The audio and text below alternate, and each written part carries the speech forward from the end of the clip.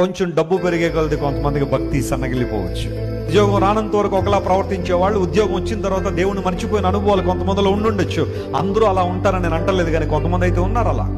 మేలు జరిగేంత వరకు ఒకలా, మేలు జరిగిన తర్వాత మరొకలా ప్రవర్తించే పరిస్థితిలో కొంతమంది ఈ రోజున ఉన్నారు.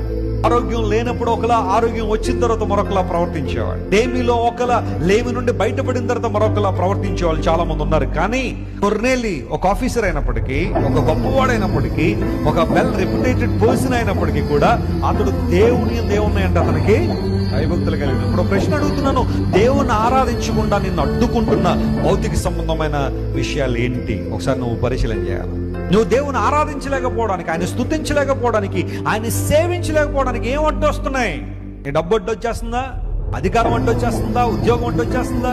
వెయ్యి మోకాళ్ళే దేవుని సన్నిధిలో, ప్రభువా నాకు నీకు మధ్య ఏది అడ్డు రావడానికి లేదు ప్రభు.